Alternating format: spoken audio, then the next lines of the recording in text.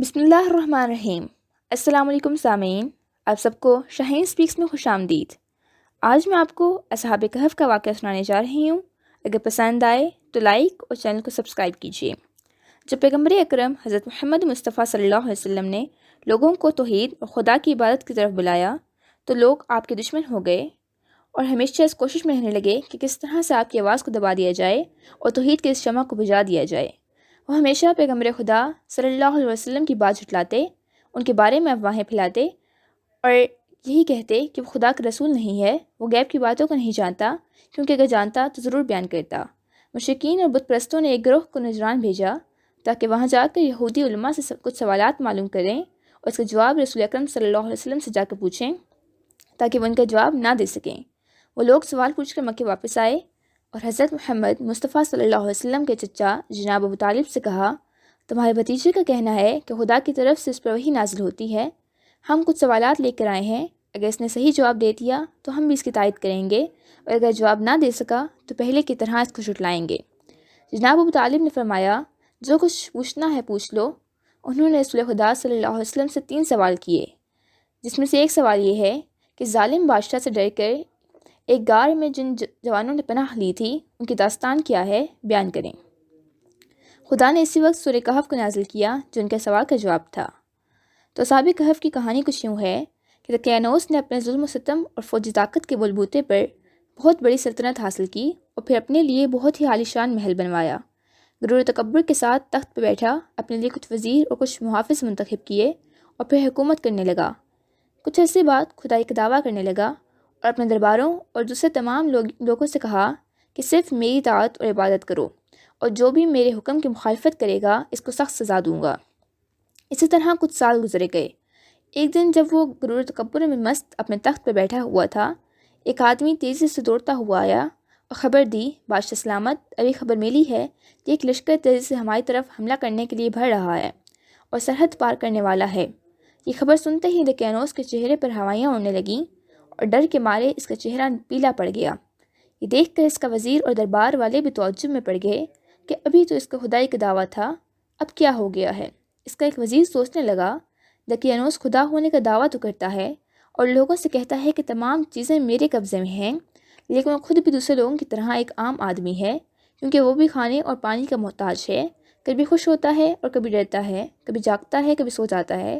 یہ سب کام تو خدا کے نہیں ہو سکتے اور یہ صفات خدا کے لیے نامناسب ہیں۔ کچھ دن بعد اس وزیر کے کچھ دوست اس سے ملنے اس کے گھر آئے۔ دقیانوس کے خدا ہونے کے سلسلے میں باتیں ہونے لگیں۔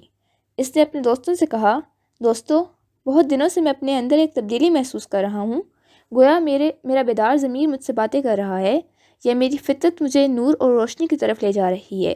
اس حالت نے میرے اوپر اتنا اثر کیا ہے کہ نہ کچھ کھایا جاتا ہے اور نہ ہی نیند آتی ہے۔ آخر یہ کیا ہو گیا ہے؟ ہمیں بھی بتاؤ، اس کے دوستوں نے سوال کیا۔ دوستو، جب میں آسمان کی طرف دیکھتا ہوں اور اس کائنات کی وسعت اور عظمت کے بارے میں غور و فکر کرتا ہوں تو سوال پیدا ہوتا ہے کہ ان چاند، سورج اور ستاروں کو کس نے پیدا کیا ہے۔ جب میں زمین اور دوسرے مخلوقات کے بارے میں غور و فکر کرتا ہوں تو سوچتا ہوں کہ یہ سب کیسے پیدا ہوئے ہیں۔ یہ پہاڑ، صحرا، ہریالی، دریا اور مختلف قسم کے جانور کس نے بنائے؟ خود یہ انسان کیسے پیدا ہوتا ہے اور پھر کیسے بڑا ہوتا ہے؟ خود ہم کو کس نے پیدا کیا ہے؟ پھر تم کس نتیجے پہ پہنچے؟ اس نتیجے پہ پہنچا ہوں کہ دقیانوس ایک کمزور اور ناتواں مخلوق ہے۔ وہ صرف خدائی کا دعویٰ کرتا ہے، ورنہ حقیقی خدا وہ ہے جو حکیم، عالم اور اس پوری کائنات کو پیدا کرنے والا ہے۔ اس کے دوستوں نے بھی اس کی باتوں پر غور کیا اور پھر سب نے اس کی تائید کی۔ تب انہوں نے طے کیا کہ دقیانوس کے شر سے بچنے کے لیے ہمیں شہر سے نکلنا ہوگا، اور آخرکار پورے ارادے کے ساتھ شہر سے باہر نکلے اور ایک بیابان کی طرف چل دیے۔ راستے میں ان کو ایک چرواہا ملا۔ انہوں نے کچھ دیر اس کے پاس آرام کیا اور اس سے باتیں کرنے لگے۔ پھر جب وہ چلنے لگے تو وہ بھی ان کے ساتھ ہو لیا اور اس کا کتا بھی آ گیا۔ انہوں نے کہا، اس کتے کو اپنے ساتھ کیوں لا رہے ہو؟ وہ ہمارے لیے خطرہ پیدا کر سکتا ہے اور اس کے ذریعے سے دشمن ہم سے باخبر ہو سکتا ہے۔ انہوں نے بہت کوشش کی کہ کسی طرح کتے کو بھگائیں، لیکن کامیاب نہ ہو سکے۔ پھر چرواہے نے کہا، اسے آنے دو، ہو سکتا ہے کہ یہ ہماری حفاظت کرے۔ وہ مجھ سے مانوس ہے اور میں اسے خاموش کروا سکتا ہوں۔ صحراؤں اور پہاڑوں سے گزرتے ہوئے وہ ایک غار کے پاس پہنچے اور سوچا اس میں ذرا چل کر آرام کیا جائے۔ سب لوگ آرام کرنے کے لیے لیٹ گئے۔ تھکاوٹ کی وجہ سے انہیں فوراً نیند آ گئی اور کتا بھی غار کے کنارے سو گیا۔ یہ غار اتنا بڑا تھا اور اس کا دروازہ اس طرح کا تھا کہ جب سورج طلوع ہوتا تھا تو اس کی کرنیں سیدھی اس غار میں پڑتی تھیں، اور جب غروب ہوتا تھا تب بھی ایک بار اس میں چمکتا تھا۔ یہ باایمان اور صالح جوان سالوں تک اسی طرح سوتے رہے۔ جب بیدار ہوئے تو سورج ڈوب رہا تھا، لہٰذا وہ یہ سوچ رہے تھے کہ ہم فقط ایک دن سوئے ہیں۔ پھر ایک دوسرے سے پوچھنے لگے، ہم کتنا سوئے ہیں؟ صرف ایک دن، بلکہ اس سے بھی کم۔ وہ بھوکے تھے اور انہیں کھانے کی ضرورت تھی، لہٰذا طے ہی پایا کہ ان میں سے ایک شخص بہت ہی احتیاط سے شہر جائے اور کھانے کے لیے کچھ لے آئے۔ ان میں سے ایک تیار ہوا اور وہ باہر آیا۔ جب باہر آیا تو کیا دیکھا کہ باہر کا پورا منظر بدل چکا ہے۔ پہاڑوں پر صرف چند سوکھے پیڑ دکھائی دے رہے تھے اور کچھ نہیں۔ جس راستے سے وہ آئے تھے وہ بھی اسے عجیب سا لگا، اور شہر تو بالکل بدل چکا تھا۔ اسے بہت تعجب ہو رہا تھا اور کچھ سمجھ میں نہیں آ رہا تھا کہ آخر کیا ہو گیا ہے۔ روٹی کی دکان پہ گیا، چند روٹیاں اٹھائی اور دکاندار کو وہ پیسے دیے جو ساتھ لایا تھا۔ ارے یہ پیسے تو بہت پرانے ہیں، آج کے زمانے کے نہیں ہیں، تمہیں ضرور کوئی خزانہ ملا ہے۔ کیا کہہ رہے ہو؟ یہ پیسے میں چند دن پہلے اسی شہر سے لے کر گیا ہوں۔ تم جھوٹ بول رہے ہو، تمہیں ضرور کوئی خزانہ ملا ہے اور تم اسے چھپانا چاہتے ہو۔ ایک بھیڑ اکٹھی ہو گئی اور خبر جنگل کی آگ کی طرح پھیلتی گئی، یہاں تک کہ بادشاہ کے کانوں تک پہنچی۔ اسے بادشاہ کے دربار میں حاضر کیا گیا تاکہ اسے پوچھا جائے، کیا تم کو کوئی خزانہ ملا ہے؟ بادشاہ نے سوال کیا۔ نہیں، مجھے کوئی خزانہ نہیں ملا ہے۔ میں جب اس شہر سے نکلا تو لوگ مجبور تھے کہ دقیانوس کی عبادت و پرستش کریں، اور جب واپس اس شہر میں آیا ہوں تو سب کچھ بدلا ہوا ہے۔ یہ کہانی شاید تم نے اس لیے گھڑی ہے تاکہ ہم کو بیوقوف بناؤ۔ تمہیں معلوم ہے کہ ہمارے پیغمبر جناب عیسیٰ علیہ السلام نے فرمایا ہے کہ اگر کسی کو خزانہ ملے تو اس کا 5واں حصہ اسے لیا جائے اور باقی اسے کے حوالے کیا جائے۔ آخر آپ لوگ میری بات کیوں نہیں مان رہے ہیں؟ میں اس شہر کا رہنے والا ہوں اور جو کچھ کہہ رہا ہوں حقیقت ہے۔ کیا اس شہر میں تمہارا گھر بھی ہے؟ ہاں ہے، آئیے میں آپ کو اپنا گھر دکھاتا ہوں۔ بادشاہ اور کچھ دوسرے لوگ اس کے ساتھ گئے تاکہ دیکھیں کیا صحیح کہہ رہا ہے۔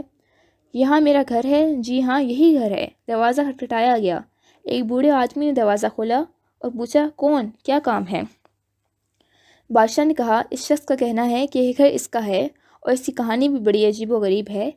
بوڑھے نے پوچھا تو اس جوان نے اپنا نام بتایا اور گھر کی کچھ نشانیاں بتائی۔ وہ بوڑھا اس جوان کے قدموں میں گر پڑا اور اس کے ہاتھوں کو چومنے لگا۔